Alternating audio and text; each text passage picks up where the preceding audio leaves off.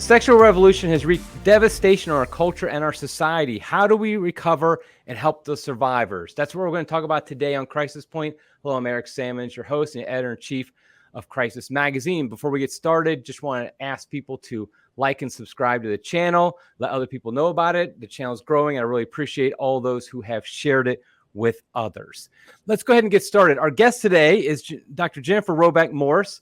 She is the founder and president of the Ruth Institute. She was a campaign spokeswoman for California's winning Proposition 8 campaign, defining marriage as a union between a man and a woman. How shocking. I know.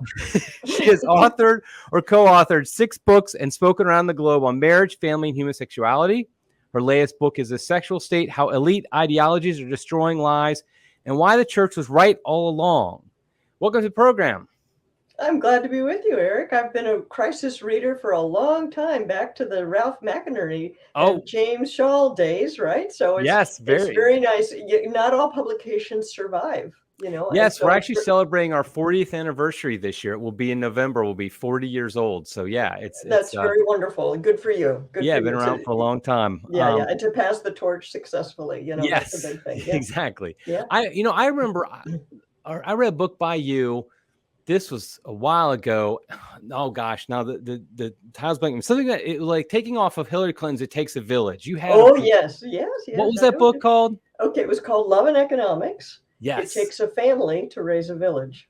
Yes, I love that book. I remember reading that. When did that come out?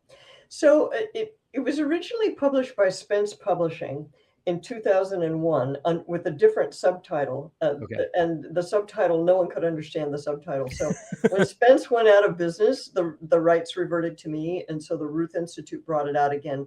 I think we brought it out again with that subtitle in 2008 and paperback only, you know. So yes, that's about, I think I got it maybe a year or two after it came out. And I just thought it was an excellent book just on, I kind of like dabble in economics. And so just seeing the biggest problem I've always had, like, you know, with, I tend to support like libertarian economics, but I always feel like the family is kind of left out of the equation too often in discussions, which is why I loved your book, because making the family as the center point of economics is really, I think, a Catholic way of looking at it.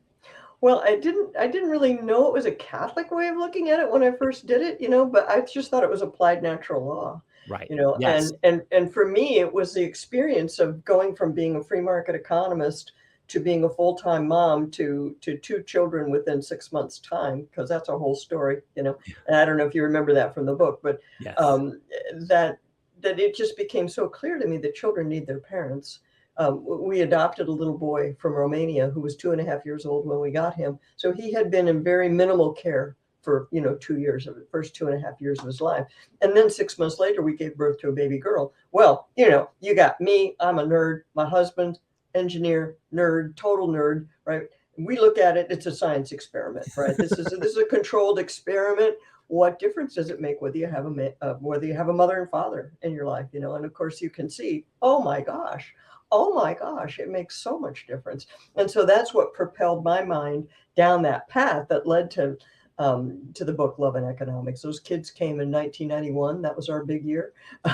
And then, you know, 10 years later, I had written the book by that time, you know, but it turned everything upside down. You know, you can't be a let's leave everybody alone to do their own thing kind of libertarian anymore once kids enter the picture, you know. And since everybody enters the world as a child, you know, last I looked, this is like the universal human experience. It's not like some small thing you can set aside, you know. That's what, you know, turned my life into a very particular path where I still am on that path, you know. Right. Sounds like that's very connected to your founding of the Ruth Institute, this idea of, I mean, really protecting children and helping them after they've had to go through some experience that is not the ideal of a mother and father at home with them, taking care of them. So tell us a little bit about the Ruth Institute, when you founded it and kind of the purpose behind it. Yes. So I founded the Ruth Institute in 2008 when we still lived in San Diego. And my kids were getting older and, you know, didn't need me as much. We had done foster care for a few years, so we were done with that. And, you know, it was time to move on to something else. And I always had it in my mind that I wanted to have some kind of a think tank. I kind of modeled myself on the Acton Institute, if you know the guys at Acton. Mm-hmm. And I've been involved with Acton for a long time, from the beginning, really. And so I admired them and saw what they had accomplished and so on. I thought that, well, that's a good path for me now that I'm, of course, once you leave a tenure track position, which I had left my tenured position at George Mason, you're completely unemployable after that. No one will ever touch you again in academic life. So I think, I'm going to do what I want. And when I started the Ruth Institute in 2008, Eric, I thought that what I was going to do is to talk to college-age women about why they need not be afraid to start their families, and why they don't have to wait until they've made partner in the law firm or gotten tenure, or all those kind of things that a lot of us were really primed to think about, because we thought, well, we have to compete with the men and we have to do what the guys do, and the babies aren't so important, and they'll be there, that kind of stuff. I wanted to tell people that that wasn't right. And that that it'd be okay if you started your family, sometime before menopause kicks in. um, um, but then in 2008 in San Diego, something happened that I didn't expect, which was Proposition 8. Proposition 8, as you mentioned in the introduction, is a ballot initiative to amend the California Constitution to make marriage the union of one man and one woman. Well, that actually started in San Diego.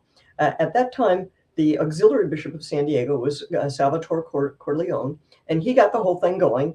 And it was really Catholics in San Diego who raised the money to get it on the ballot. And then once it was on the ballot, all these other people, all these other groups came together to get the thing through. So I had literally just started the Ruth Institute, and I got recruited to be involved in this. And I didn't really want to get involved in gay stuff. I just don't mind saying that. That's not really where I wanted to go. In fact, I don't know anybody who really wants to get involved in those issues, but I felt like I couldn't sit it out, because I had so much knowledge about how children need their mothers and fathers. And you could see, if you thought about it very much, you could see that if you redefine marriage, you're going to end up redefining parenthood. And kids are going to end up separated from their natural mother and father, and all these other consequences we've already seen, from broken down families and so on. All those things are going to follow in the if you redefine marriage and you have two guys raising a kid, you're going to have problems, and so I didn't feel I could sit it out. So I got involved in that, and the Ruth Institute has been, involved in those type of issues ever since. And so over time, I came to see, and you feel very strongly, that if you try to just deal with gay marriage without talking about any other part of the sexual revolution, you're not really going to be completely credible, right. Because we used to like to say, and the campaign used to say this, and they would say, kids need a mother and a father.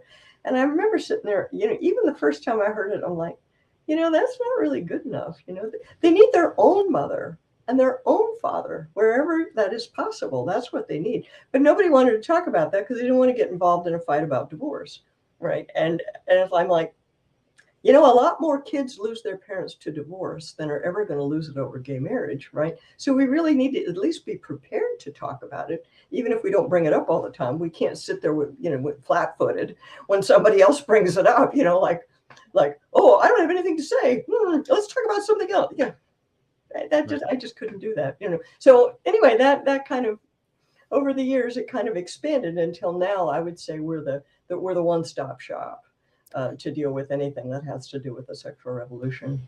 Yeah. So let's get back then to the sexual revolution, and how would you? I mean, it's interesting because I'm sure in the 1960s, if you had told some advocate of the sexual revolution, by the way, what this will lead to is drag shows for kids. Right. I think they would have thought you were insane, right. and just said, that's the worst slippery slope argument I've ever heard in my life. Right. Yet here we are in 2022. And of course, that's exactly what's happening. So let's go back then to the sexual revolution. What were the promises made by the sexual revolution, and why were they flawed from the beginning? Well, that's a huge question. And I have a book that was published by Tan Publishing called The Sexual State: How Elite Ideologies Are Destroying Lives and Why the Church Was Right All Along is the subtitle. And in that book, I break down the sexual revolution into three main ideologies, kind of interlocking ideologies. And the reason I do that, Eric, is because there seems like there's so many parts to it, but there's really only three big ideas. Everything you're seeing can be broken down into one of those three big ideas. And I think that's easier for people to manage, to think it through, and, they feel less overwhelmed by it. So the first big idea was the contraceptive ideology.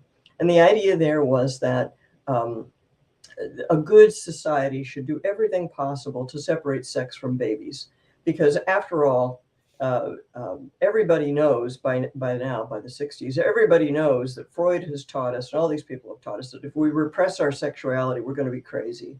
And you can't have a happy life if you repress your sexuality. And these taboos are terrible, and so on and so forth. So the only way you can, have your fulfilled sex life is to somehow eliminate the connection with babies, and so that's the whole contraceptive piece, plus the abortion piece as a backup to in case of a contraceptive failure, and it's just the whole concept that sex is an entitlement, sexual activity is an entitlement, and in my opinion, that led to the Me Too movement.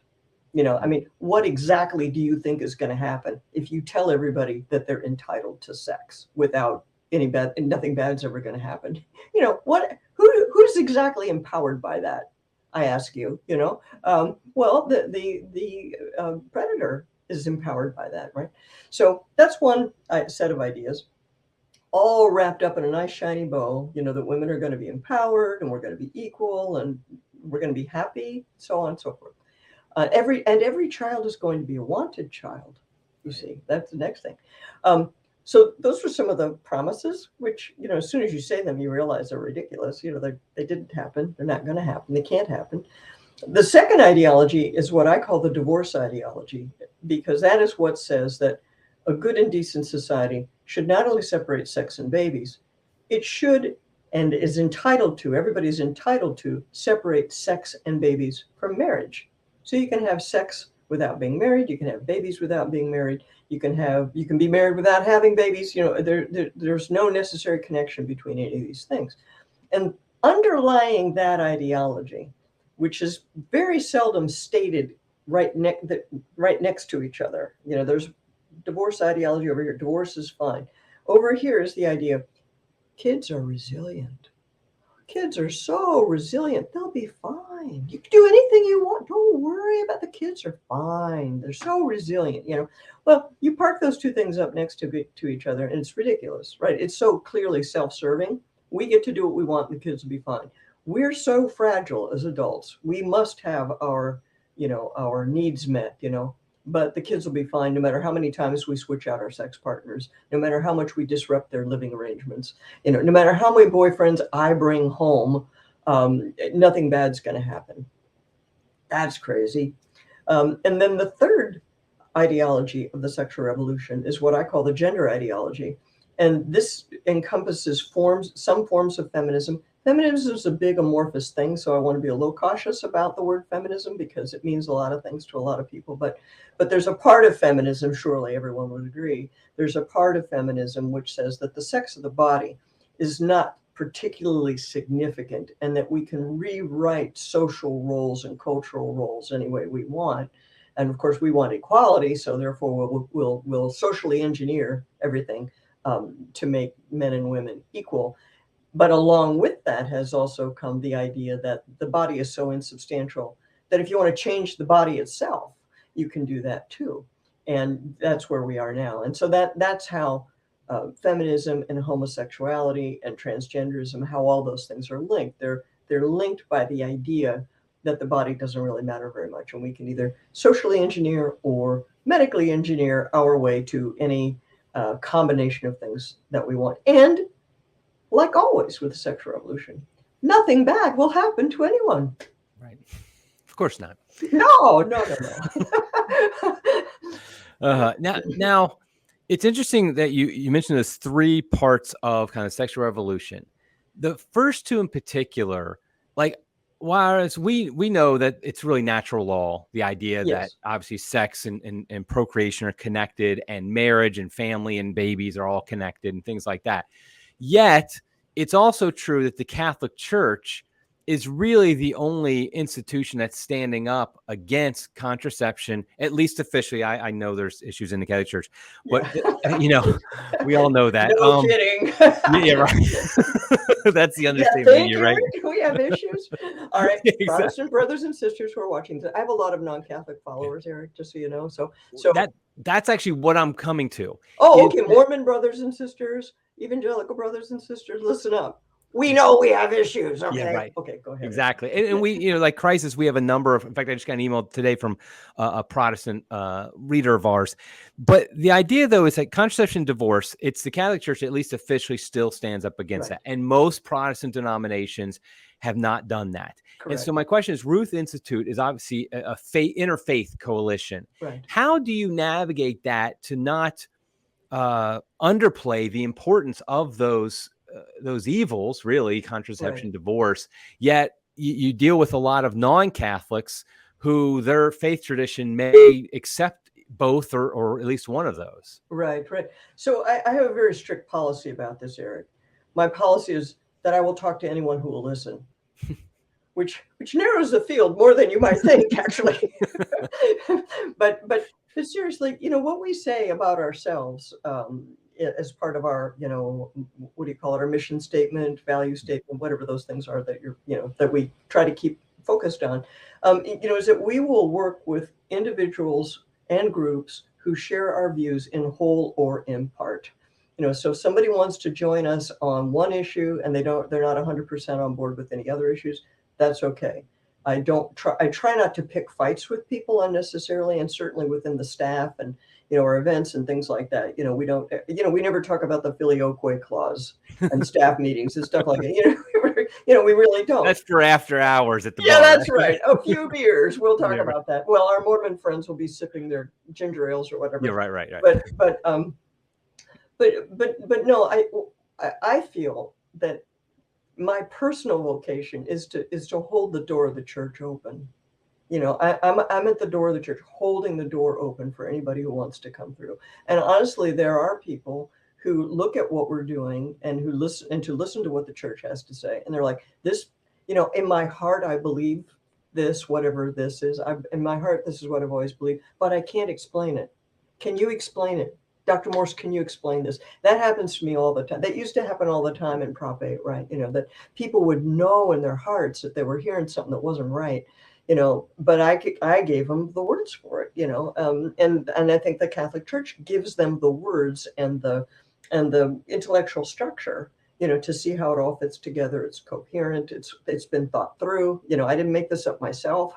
We're standing on the shoulders of some real giants in a lot of ways. And so that's how we navigate it. We say what we have to say, and I don't shrink from anything that I think needs to be said. And anybody who wants to gather around gathers around, and not everybody gathers around on every point, but you'd be surprised how often it happens to me that I'll be talking to either a mixed audience or even an evangelical audience.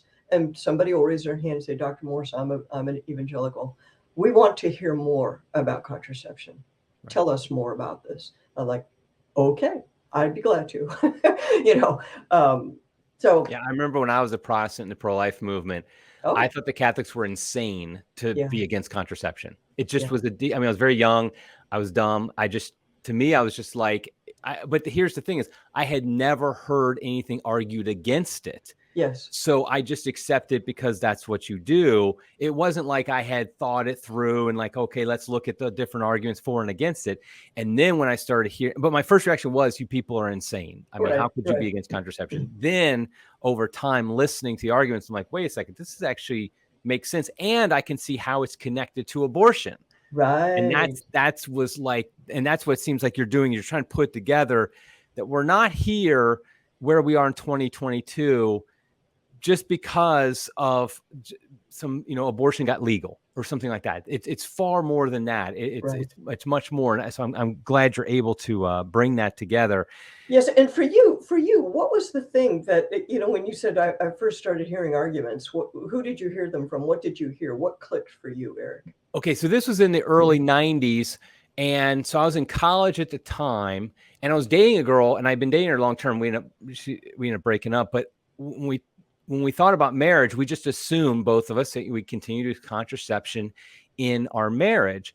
But then somebody, a Catholic friend, was basically just like, why would you want to restrict the children God might give you in marriage? Like, it wasn't even talking about, like, I could understand, like, I was against sexual promiscuity at the time and Right. sex outside of marriage. And so obviously I wasn't, like, you couldn't argue for contraception there because I was already against having relations outside marriage. But for me, it was like, it was fine in marriage. But they were like, but hold on a second. I thought, like, when you get married, this is a Catholic saying this, like, wouldn't you want any gifts that God would give you, like, be open to life and things like that? And they said much better than I am right now. But and it just got me thinking, like, hold on a second. Why would I get married in the first place? Like, why would what is Right. the reason? Is it Right. just so I can have a friend that I can live with for the rest of my life? Or is there something deeper to it than that? Right. And that then starts the road of that goes down a whole bunch of paths. And then you get, like, Right. you have a whole different way of even looking at marriage itself. It's not just a partnership between two people, but there's an actual end to it, a purpose to it. So that's kind of Yes. where I would. Yes. And that's what we have lost. See, and that's what was so difficult about trying to defend man-woman marriage without ever talking about anything else, because I finally figured out that this three-part typology that I just explained to you, Mhm. I figured that out over the years of trying to defend man-woman marriage, because I realized in people's minds they had already redefined marriage. They had already redefined marriage to make it intrinsically sterile, to be about the adults, not about the children, and that the sex of the body wasn't particularly significant. And so I realized my objection to gay marriage was to redefining it even further by removing the gender requirement explicitly. What you're doing is taking all these things which were false in the first place, and you're solidifying them, entrenching them even more deeply in the law. It's bad enough now, people. Are we really going to take another step in this direction? Well, that's a hard argument to make in the context of a political campaign. Although we won quite a few elections, right? Right. And we lost it in the courts. So I just became convinced that it was necessary for somebody to do the long-term work of saying, I don't care about the next election. I don't care about the next court case. Somebody else can worry about that. I'm going to spell this out as logically and as completely as I can, so that whoever's doing that work, they have something solid to build on, and something, and so that people don't have to be so afraid.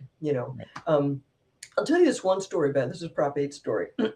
As you may remember, we won in the state of California, right? The voters of California in 2008 voted in favor of man-woman marriage, and we were in court almost immediately.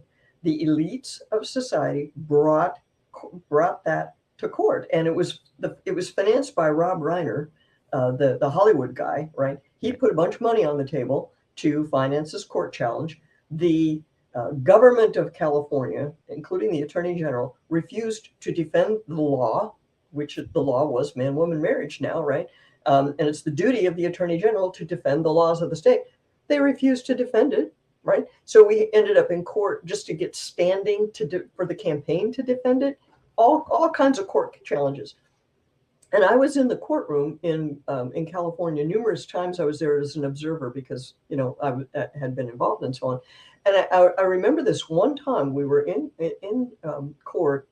It was the Ninth Circuit, and Judge Stephen Reinhard, was presiding over it. I don't know if people remember him, but he was Mr. Liberal Lion, okay, and he was the guy who was largely responsible for how out of control that court was. So we were having oral arguments, and our attorney, the pro Prop 8 attorney, was standing up there, talking about how children need a mother and a father. And Reinhardt said something along the lines of, well, why don't you outlaw divorce then? Ha, ha, ha, ha, ha. And the whole courtroom burst out laughing. And I just wanted to jump up and yell at our attorney, answer him. Yeah. Answer him, please say something, And of course he didn't. And of course we lost. And of course then it turned out that his daughter married a woman. And it was just one impossible thing after another with that whole court thing. But, as things developed, it just became clear that whatever else other people were going to do, that my personal vocation was going to need to be to take this intellectually, and build the foundation that people could work on and have something solid to work with. And I think one of the reasons why we don't want to ask the divorce question, for example, is because it has a personal impact on so many people. I mean, either as children of divorce or divorcees themselves. Yes. And that's one thing I wanted to talk about next, which was, so when most of us think about the sexual revolution, and if you ask me, for example, who was harmed by the sexual revolution, my first thought, and I think a lot of people's first thought would be, for example, the woman who sleeps around, thinking that's going to Hmm. bring her some type of joy, some type of happiness. And of course it doesn't. She's being Right. used by multiple boyfriends, things like that. But what I've noticed when I was looking through what the Ruth Institute do in your upcoming summit you're going to have, we'll talk about more in a moment, is you talk a lot about the survivors of sexual revolution, people who are impacted more indirectly in the sense that they were not doing the things that the sexual revolution said to do, but instead, because other people around them were doing it, it harmed them. Who are some of these people who have been harmed, kind of more secondhand smoke, so to speak, of the sexual Right. revolution? Right. Well, the biggest category would be the children of divorce, because um, they are certainly innocent parties, right? They didn't do anything wrong. And yet, when their parents decided to divorce for whatever reason, and there are a lot of reasons that people decide to get divorced, and there are a lot of stories, okay? Um, the children, their lives are turned upside down. And it has been shown numerous times, Eric, numerous times. There is simply no doubt that children are harmed by their parents' divorce. And that's true almost irregardless of what else was going on in the marriage. Now, not 100%, but uh, but it has to be really, really bad, not a low conflict, moderate conflict kind of marriage. It has to be a super high conflict marriage where people are getting beat up and there's drugs and so on and so forth. Short of that, kids are harmed by their parents' separation and divorce, and they are certainly harmed by their parents' subsequent repartnering, whether they get married again or whether they just have a string of new lovers that come through the house.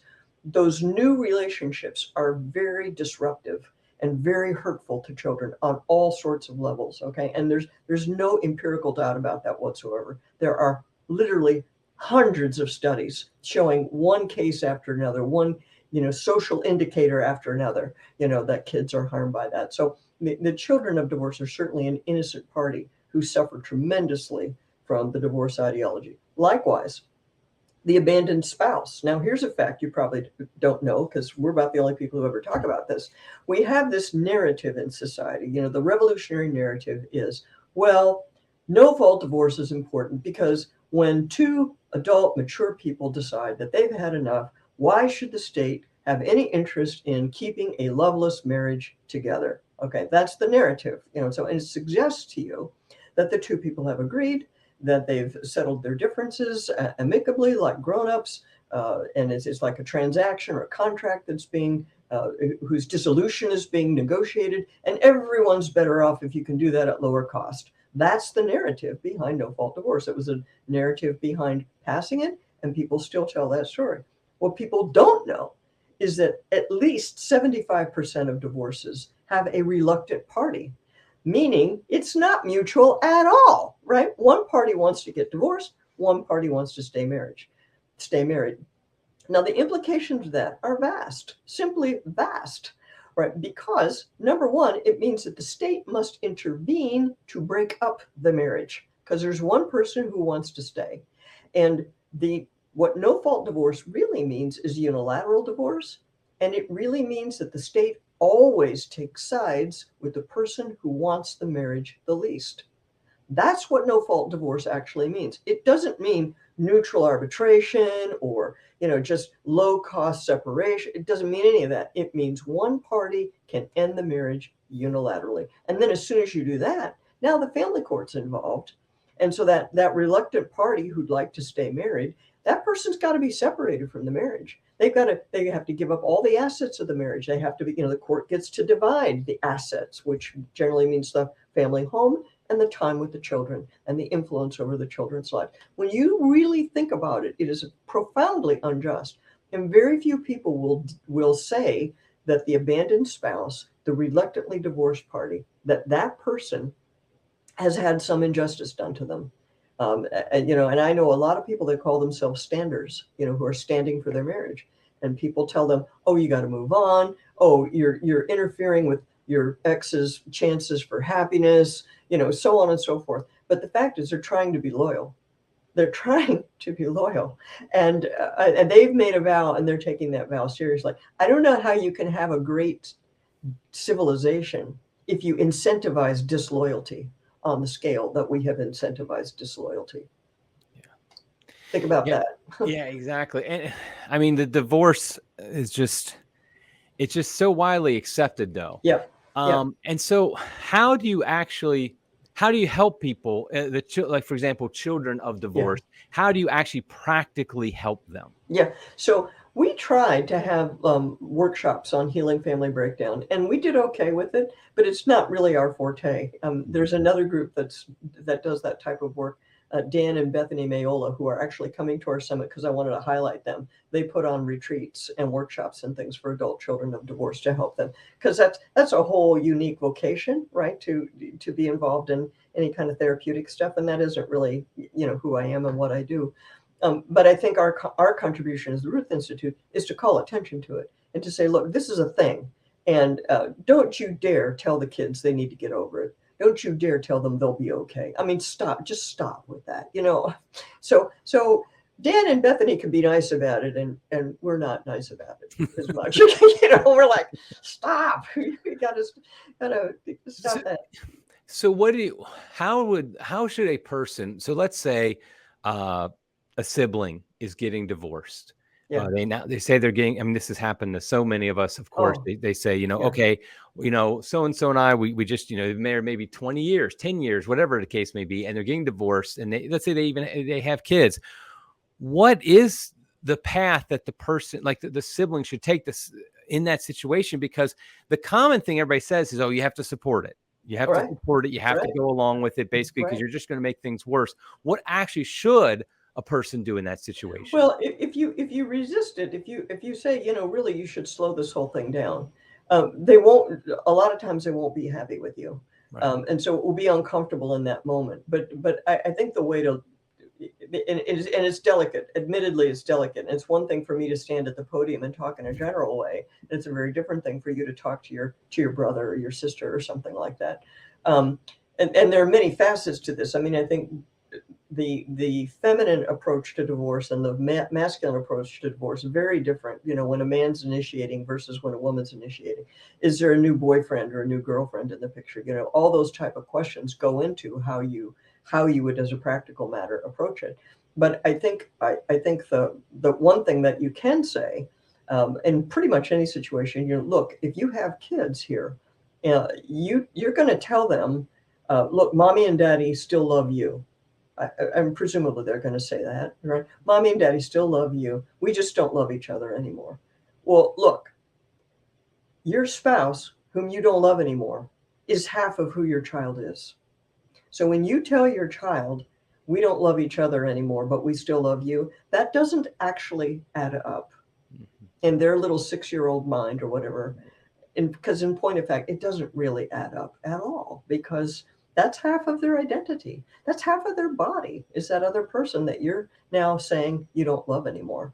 And so I think there really is something to be said to, quote, staying together for the sake of the kids. It's very important. And the fact is, a lot of the things that upset us in our married life, we can overcome them. And it's not like you're going to leave one marriage and go off and instantly find bliss, wedded bliss. There are going to be problems in the next phase of your life. And I have heard many times, Eric, many times I've heard people say, if I had known how hard divorce was going to be, I would have worked harder at my marriage. Yeah. So that's another factor to put into the equation. Yeah. Now the sexual revolution, of course, I mean, my goodness, the everything that it's done to destroy our culture is just immense. But now the latest one, of course, I mean, it kind of went from, I feel like it went contraception, we have divorce, we have abortion, we have homosexuality, and now, of course, it's transgenderism. Right. And this one, I feel like, I wrote about this recently, I feel like this might be where they finally are crossing a line that the average person just can see, okay, now you've gone too far. Like, we both know that natural law was broke all the way back at contraception. Right. But like, I think the average person can say, hold on a second, that is a guy. That's not a gal who's Right. swimming in that swim meet. Right. How Right. do you equip people to refute the lies of the transgenderism movement, which is, as you know, being shoved down our throats right now? Right. Right. Well, I read your article on this subject. Okay. By the way, I saw your article, and here's what I would say. I agree with you that this is a step too far. And that a lot of people are saying this is too much, and you can't bamboozle everybody forever. There are a lot of people who just say, no, that's a dude. Stop it. Just stop it with me. I just don't even go there. That's very important. It's a very important, very positive development. The only thing where I would take issue with you is I would never say anything that would suggest to people that, oh, well, it's going to take care of itself because they've gone too far. No, people, right. You got to fight. You've got to stay in the fight, and the fact that they're crazy, it should have, you would think it would have imploded a long time ago, but right. But it doesn't implode. And these are people who are hungry for power. The people, not the immediate activists, but for sure the people behind them who are financing all this stuff, the people who are cheerleading and writing the scripts for all this stuff, the people who are orchestrating the whole thing, those people are power mad, and they are not going to give it up just because they're crazy.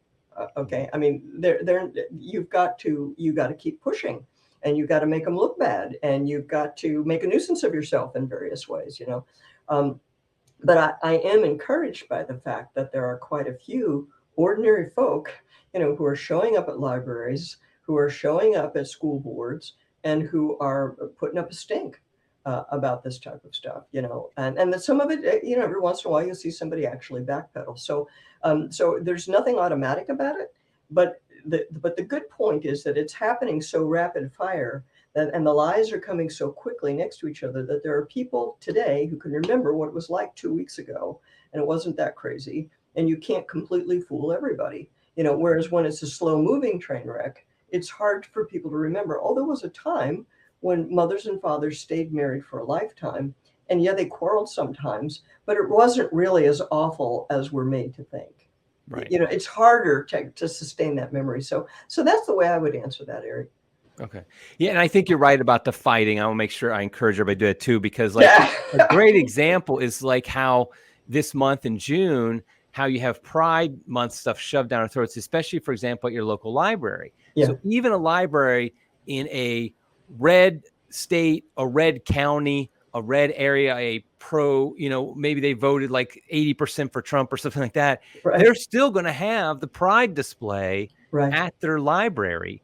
Right. And especially if nobody says anything about it. If nobody says, wait a second, I'm not going to come here. You can't, this is my taxpayer dollars going towards this, and you got to take this stuff down. So we and I think that's where we probably have the most power, obviously, is local. Yes. Not necessarily change somebody in Washington, D.C., but in literally your backyard almost. Yes. The library down the street is a well, and when you think about it, too, I mean, there have been numerous instances around the country now where drag queen story hours have been canceled, where books have been taken out, of the library, been removed. These displays have been undone. At the very least, they're not on display anymore, and think about the gubernatorial election in Virginia. That was undone by angry parents. The angry parents who had enough of the school boards, and that was particularly school boards, who were completely indifferent to the needs of the parents, to a girl being raped in the school bathroom by a boy in a dress, which of course the activists tell you will never happen. That's just you're just fantasizing that such a thing could happen, and then the school board trying to cover it up and so on.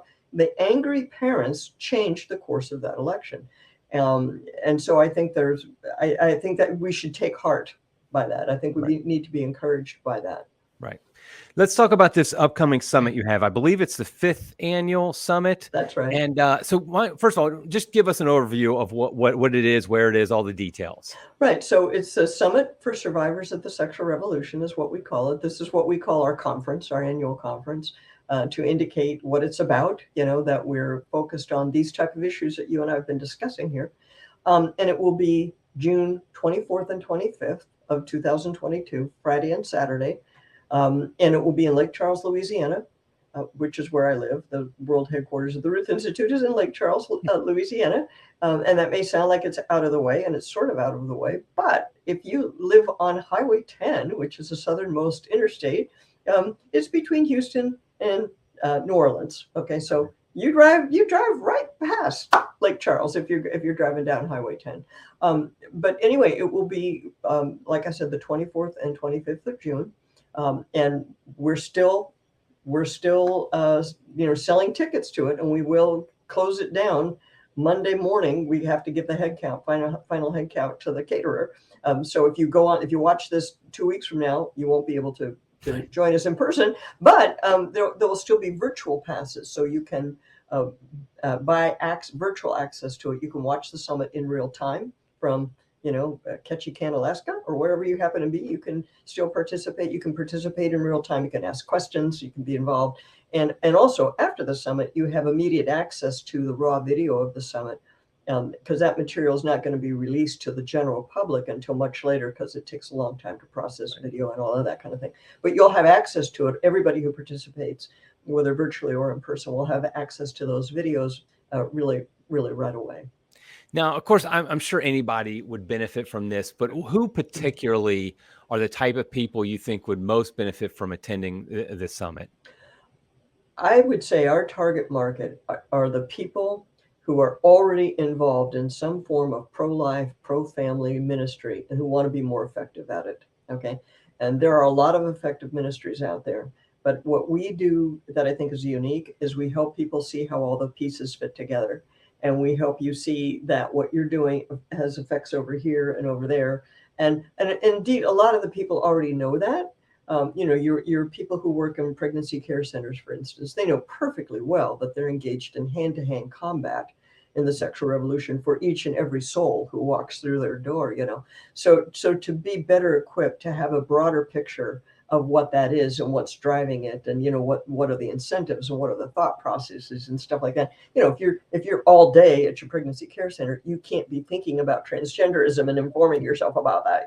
So if you come and hear our experts, you'll get a picture of what that is. So I don't, anyone who sits around and complains all day, don't show up. I don't have time for you. But if you, I mean, really, you think you have time to sit around and complain? Well, anyway, if you're already involved in something, we can help you be more effective. I feel quite certain about that. That's great. And you have a great lineup of speakers, but I admit I have to call out one. My friend Paul Darrow is going to be speaking at that. And he's a pal of yours, is he? Yes. I met him when I was working down in Florida. We had him come down and speak, and just a wonderful, wonderful guy. If people who have ever seen the documentary Desire of the Everlasting Hills, Paul is one of the three people who are featured. These are people who lived a very promiscuous gay lifestyle, homosexual lifestyle, but then they were called out of it by the grace of God. Yes. And just the testimony, I just think his testimony, all their testimony, I mean, all the people on that movie, but plus in general, working through courage and things like that, is just so powerful, because what it really does show, Paul doesn't do this this isn't his intention, I don't think, but he reveals the lies of the homosexual movement better than anybody I know, because he just talks about his lifestyle and how it was so glamorous on the outside, yet it obviously was completely empty and destructive and awful. And I think that's the key, because when you watch the sitcoms on television, wherever,